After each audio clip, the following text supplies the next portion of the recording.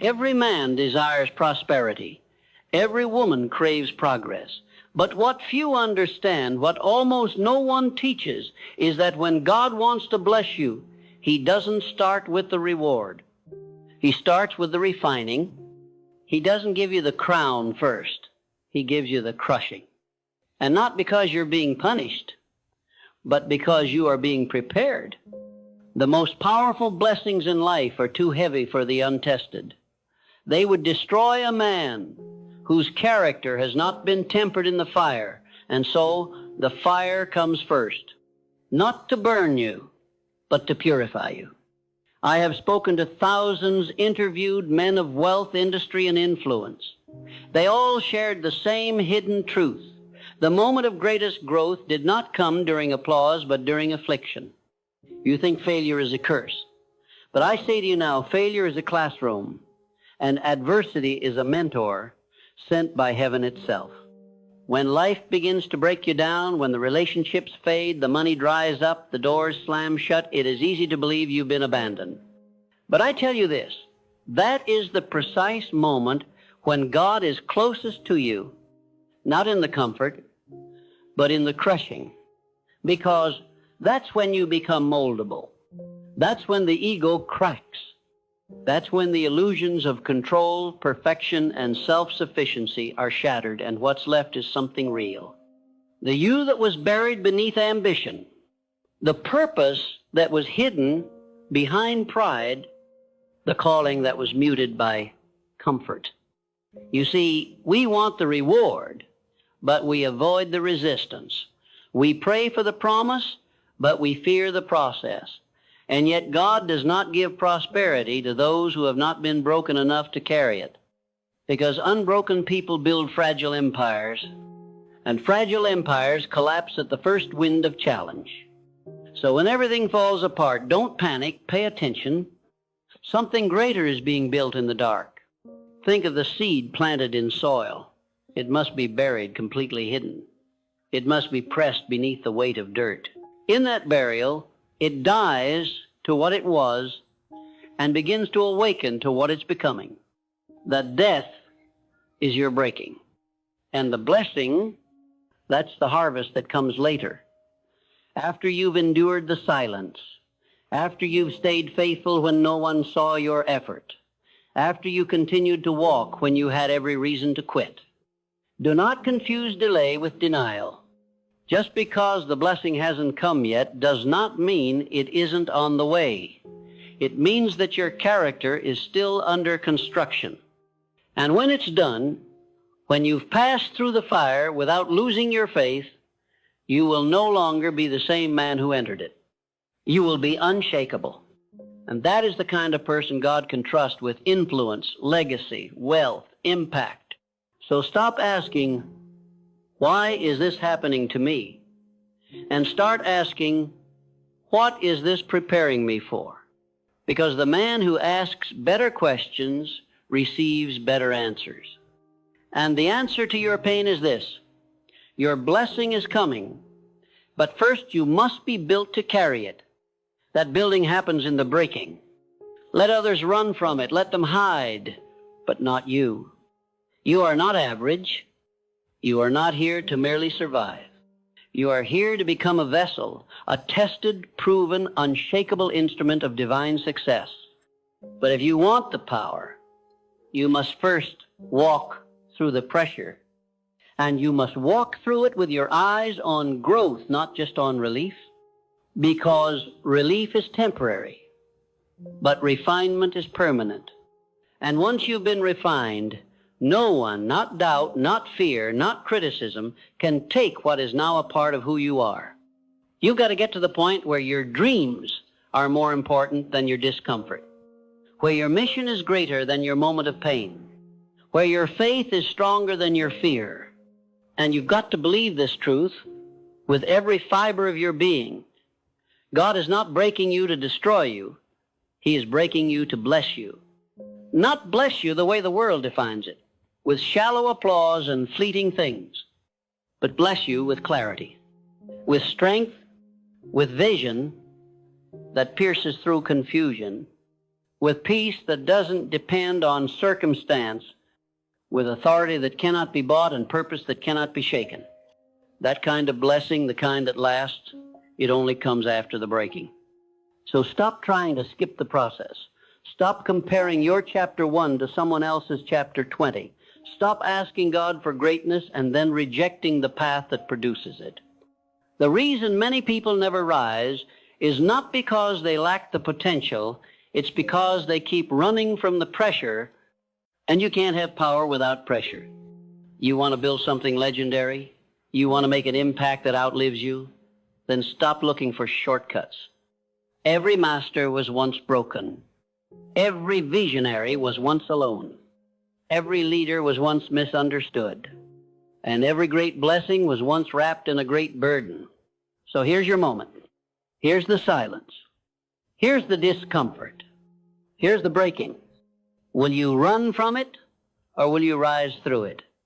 Because the blessing is coming, but whether you're ready for it, that's up to you.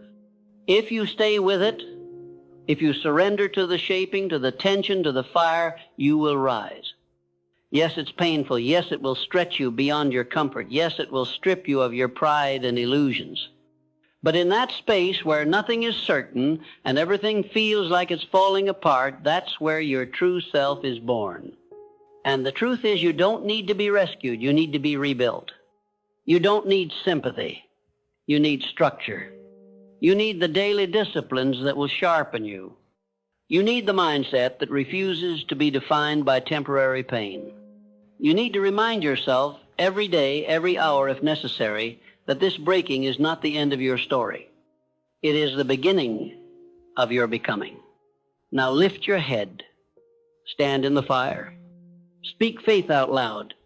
Tell the world, and more importantly, tell yourself, this breaking will not bury me, it will build me. Because you were not made to be soft. You were made to be shaped by adversity. You were made to be refined by purpose. And you were made to carry a blessing that lasts, not one that impresses for a season, but one that establishes legacy for generations. The breaking may feel unbearable, but the becoming will be unforgettable. If you are still with me, then understand this clearly. You are not waiting on the blessing. The blessing is waiting on you to become the person who can carry it. This moment you're in, the pressure you feel, the confusion you're navigating, it's not the end of your story. It's the part where most give up and a few rise. Now hear me. I have seen the pattern in every truly successful individual I ever studied. The moment of breakthrough always came after the moment of greatest testing. It's as if God watches to see, will you hold the vision when everything outside you screams contradiction? Because that is when greatness is born. Not when it's easy. Not when everyone believes in you. Not when the bank account is full and the doors fly open. Greatness is born in resistance. You will feel it before you see it. You will feel the discomfort of stretching, of separation, of sacrifice before the reward ever appears. And if you interpret that pain as failure, you'll never reach the prize. So I say again, God breaks you not to destroy you, but to expand you. You can't hold more if your hands are full of what's familiar.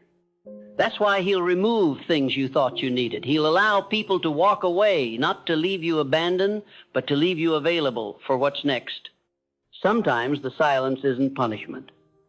It's space for transformation.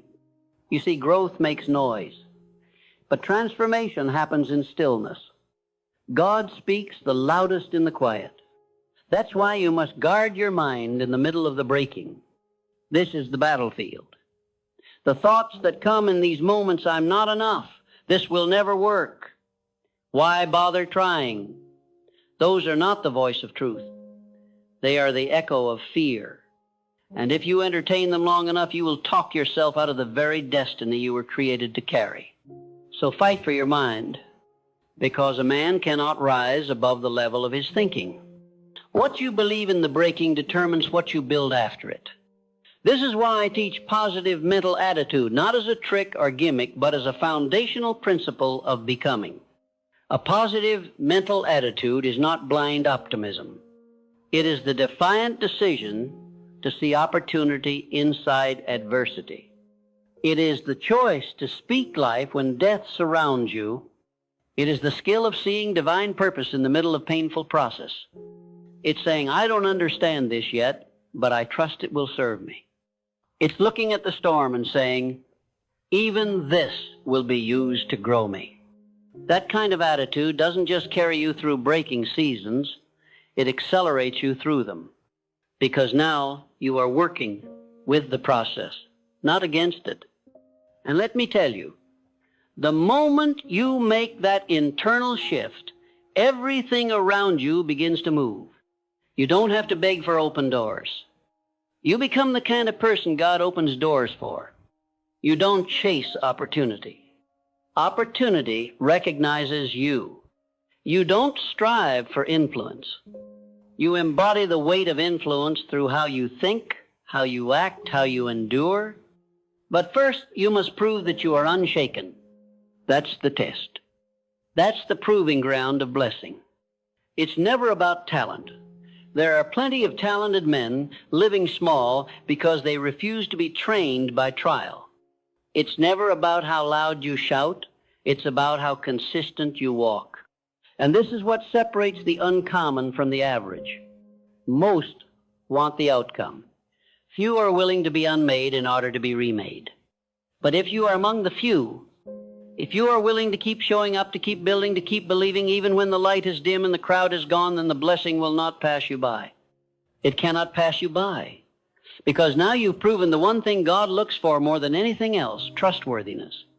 Can He trust you to keep your vision when nothing supports it? Can He trust you to keep your values when compromise is convenient? Can He trust you to handle the blessing without it handling you? Answer those questions not with your mouth, but with your actions. Every day you persist, you're answering, yes, I can be trusted. Every time you reject distraction, you're declaring, yes, I'm ready. Every time you choose growth over comfort, you're shouting, yes, break me if you must, but bless me when I'm ready. And that, my friend, is what the fire is looking for. Not perfection, not performance. Preparation. You are being prepared for more than a moment. You are being shaped for sustained prosperity, for success that multiplies beyond you, for a mission that outlives your name. But you must let the process do its full work. Don't try to rush it. Don't try to numb it. Don't try to skip it. The process knows exactly how long you need to stay in the fire, not a second longer, not a moment too soon. And when the fire is done, you will not come out the same. You will come out refined. You will come out anchored. You will come out qualified, not by man, but by the only authority that matters. So stand up now, not because it's easy, but because you were built for this. And remember this with every step forward. The breaking is not the end. The breaking is the beginning of everything God has stored up for your life. That vision you carry, it still lives. That calling, it hasn't been canceled. That dream, it still breathes. And every trial you walked through, every moment you chose faith over fear has been a stepping stone toward your becoming. So declare this to yourself right now. I will not waste my pain. I will not curse the process. I will rise. Not just once. Not just when I feel good. Every time I fall, I will rise again. Because I understand now the breaking is a sign, a signal, a sacred moment of becoming. And when you finally emerge from it, you will be more than successful. You will be solid. And that is a blessing the world cannot steal. By now you are beginning to understand. Breaking isn't the end, it's the entrance. It's the first door you must walk through before destiny will let you in. But there's something else you must hear. The breaking isn't a one-time event. It is a process. It shows up when you least expect it. Just when you think you finally made it. Just when the dust settles. Just when the first rewards start to appear. The pressure returns. Not because you're failing, but because you're being called higher. Every new level of blessing demands a new level of surrender. This is why so many never rise. They reach one milestone and then cling to it. They mistake comfort for completion. They stop growing and call it peace. But comfort is not the goal, alignment is. And God will disrupt anything that no longer aligns with your next chapter. He'll interrupt the business if your heart is drifting. He'll expose the relationship if your soul is shrinking. He'll burn the bridges if they're leading you backwards. Not to hurt you, but to protect you, because you've been chosen for more than average. And more than average requires pain most people will never understand.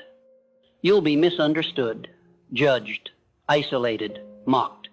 And still you must walk. You must build. You must rise. Because the breaking was never designed to stop you. It was designed to make you indestructible. Every tear, a lesson. Every betrayal, a realignment. Every failure, a recalibration of your internal compass. You think you've lost, but you haven't. You've been redirected. You think you're behind. You're not. You're being realigned with divine timing. You think it's over. It's not. It's just beginning. But this time, you won't be building on insecurity. This time, your foundation will be conviction. This time, your roots will go deep, so when the winds come, you won't break again. And listen to me now. When the blessing comes, and it will, you will not feel overwhelmed, because you have already been tested in the fire. You've already been alone and still kept walking. You've already been doubted and still believed. You've already seen what it's like to have nothing but faith, and now you know faith was enough. That's why your confidence will not come from money, not from status, not from applause. Your confidence will come from alignment. You will walk in rooms differently. You will speak from a place of knowing. You will lead with humility and force at the same time, because you didn't just learn this from books, you earned it through fire. The man who emerges from breaking becomes a vessel of wisdom. He doesn't panic when the storm comes. He leads others through it. He doesn't seek attention. His presence commands it. He doesn't fake confidence. His walk proves it, because he has seen the worst. He has walked through hell. He has faced his own shadows, survived the silence, endured the refining, and he did not run. And now he's ready. That man is you. You've been through too much to go back now. You've cried too many nights to settle now. You've grown too much to play small now. You've come too far to doubt yourself now. You are in the final stretch of the test. All that remains is your decision. Will you finish the fire with faith? Will you keep showing up even when you're tired? Will you trust even when you don't understand? Will you act like the blessing is already yours? Because if you do, if you wake up with discipline, if you speak like your words shape the world, if you move with grace in the middle of chaos, then everything that was once delayed will begin to move, and you won't have to chase it. It will find you, because your name has been written on the blessing since the beginning. It just needed to be handed to the version of you who could carry it. Now that you've become him, it's time. The resources, they're coming. The people, they're watching. The opportunities, they're already moving in your direction. Not because you were lucky, but because you were faithful in the fire. You were consistent in the quiet. You honored the vision when no one saw it. You trained when no one was clapping. You sacrificed when no one was noticing. And now you are ready for overflow. You are ready for abundance with responsibility. You are ready for influence without compromise. You are ready for power that heals, not power that breaks others. Because God doesn't bless the loudest. He blesses the ones who've been broken, humbled, and rebuilt in obedience. And that is now your story. You didn't just survive the fire, you learned to speak from it. You didn't just endure the pain, you allowed it to shape you. You didn't just make it through, you rose higher than ever before. So now, the breaking ends, and the blessing begins. Not the shallow kind, not the temporary version, but the type of blessing that touches everything you do, your words, your work, your walk, your wisdom, the kind of blessing you were born to carry. Now go walk in it. Go lead with it. Go serve with it. Go build with it. And remember, the next time the breaking begins again, it's not punishment. It's promotion. It means you are about to be expanded again. It means your capacity is increasing. It means your influence is growing. It means your soul is shedding what no longer serves so it can receive what's next. So do not fear the next storm. Do not curse the next silence. Stand in it like a warrior who's already seen the fire and come through gold. Because now you know what few ever understand. When God wants to bless you, He'll break you first. And if you don't run from the breaking, you'll receive a blessing no one can take from you. One forged in truth. One sustained by character. One built not on what you had, but on who you became